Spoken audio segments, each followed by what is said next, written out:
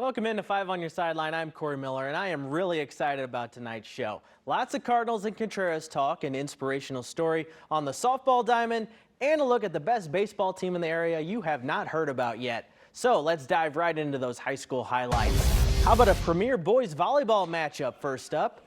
26-5 O'Fallon at 30-1 to Smet. Spartans are going to slam it first. Trent Massey gets up and ends up spiking that one for the point. Cameron Sheehan can crush it too for O'Fallon. That's a point for the Panthers. Now check out this one. Look closely. Right at the net, Tyler Zippe. Sneaky little behind the head hit for the point. Spartans get the win tonight over O'Fallon. Nothing better than a great rivalry for a regional championship in girls soccer. Columbia at Freeburg. Alyssa Wolf, remember that name. Great save for Freeburg in net. Eagles would pull some set-piece trickery after the fake. Taylor Martin finds the back of the net. That tied it at 1. Freeburg got a penalty kick later, and who takes it? Well, it's the goalkeeper, Wolf, and she buries it. How about that for some dramatics?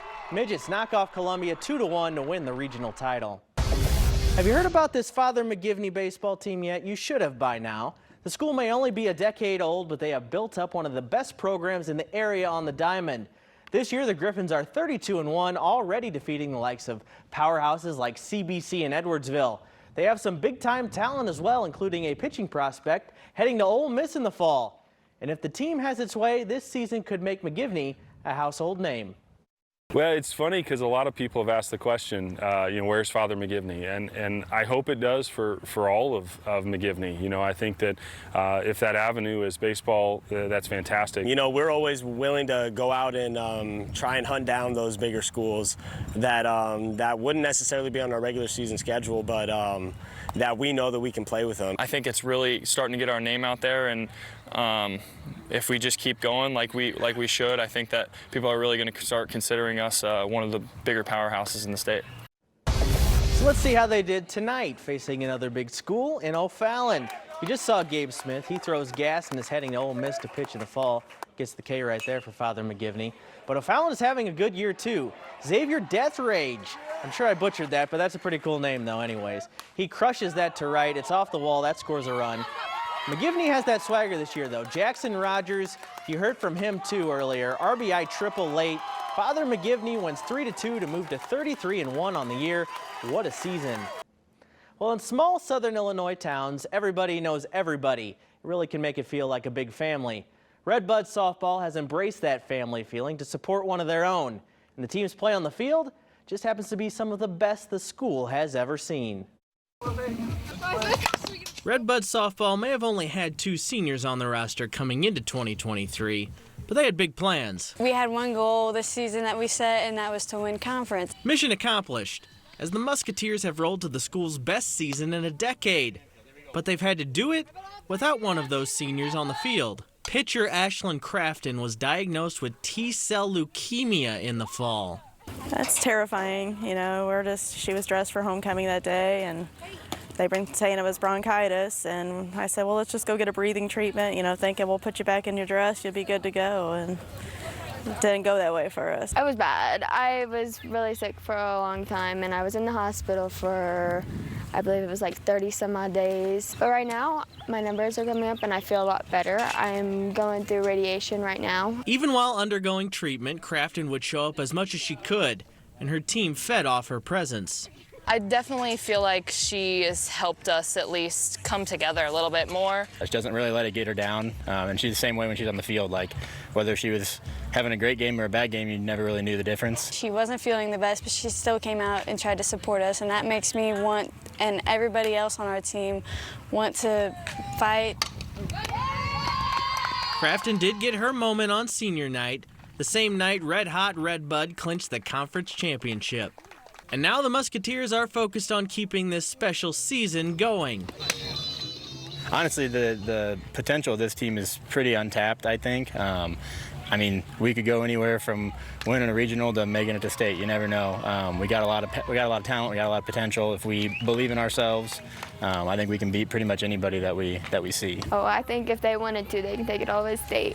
And Crafton will keep up her fight as well, as the team and community stays right there at her side. I can't believe how strong she is. She's totally amazed me. I mean, she's made it easier on me because she is so strong, you know. It's insane the support we have in the small town.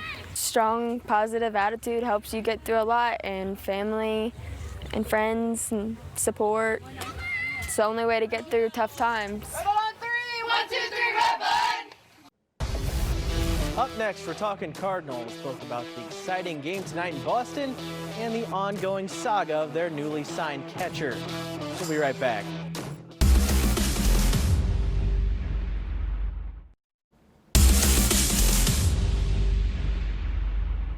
Well, if the Cardinals want to mount a comeback in what has so far been a disastrous year, they're going to need some magic. What better place to find some magic than the oldest baseball stadium in the majors? There it is right there, Fenway Park in Boston. Cardinals visiting for 3 games against the Red Sox. Don't look now, but here comes Nolan Arenado. He's been looking a lot better recently. Crushes that 2-run shot over the monster. He had 4 hits tonight.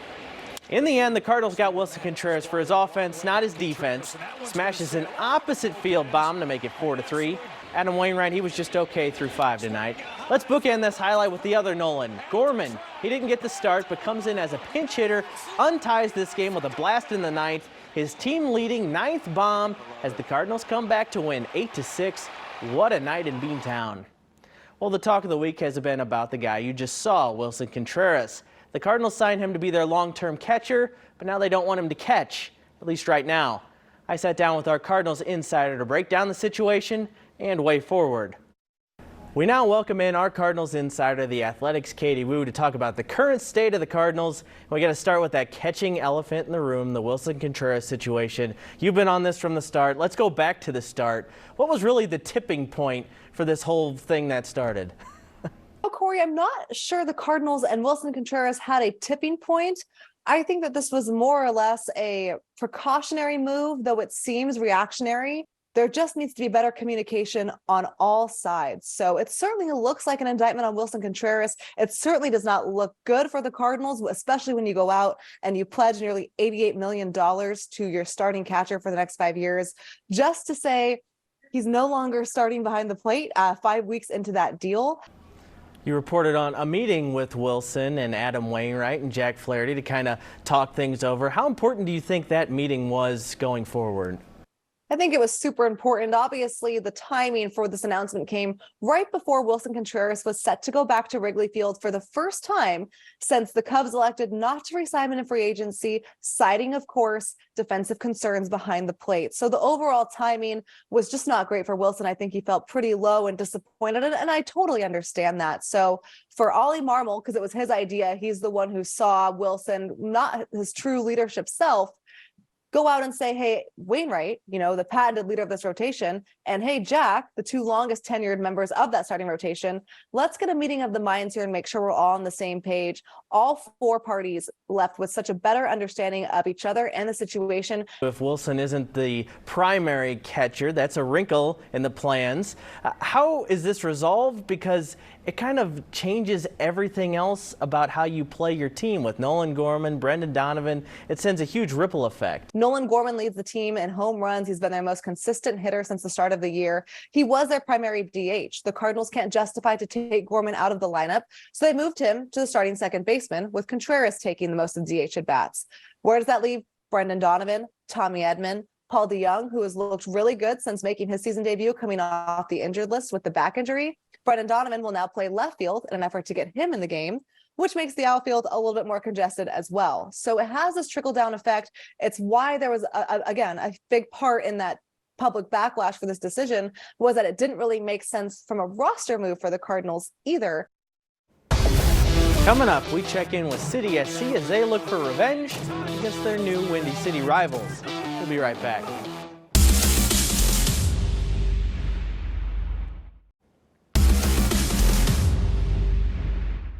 This 5 on Your Side St. Louis City SC coverage is sponsored by Together Credit Union. Lots of St. Louis versus Chicago action this week, and our town could take the overall series for the week if City SC can get some revenge on the Fire tomorrow at Soldier Field. Of course, St. Louis and Chicago have a natural rivalry. What about developing that on the soccer pitch? lost to Chicago in the U.S. Open Cup on Tuesday was the first salvo in attempting to start a rivalry, but it takes time. If the players are honest, the matchup next week against that team to the west, well, that's the real rival for City SC. I said it before the game to our group, a rivalry is based on something that, yes, the cities might have a rivalry or the proximity might have a rivalry, but something needs to happen, right? So something has happened now. Now it's a response from us is required. And how that builds over time within a rivalry remains to be seen. There's definitely a game coming up that's not just another game. That's more of a rivalry in my opinion. But I don't know, it's just another game, But Kansas City is a rivalry. Yeah, I think so. There's some other stuff that happen in the background with Kansas City and some stuff, so yeah. Looking forward to that one. Join us Sunday night for Sports Plus. We get candid with Blues legend Chris Pronger, sit down with the most popular man in Missouri, Mizzou head coach, basketball coach, Dennis Gates, that is, and Frank Cusimano has an umpire story that may not go exactly how you think it will. That's Sunday night at 10:30. That'll do it for 5 on your sideline tonight. I'm Corey Miller. Have a great night, St. Louis. Swing a high fly ball deep right at the track, hit the wall. It's long gone for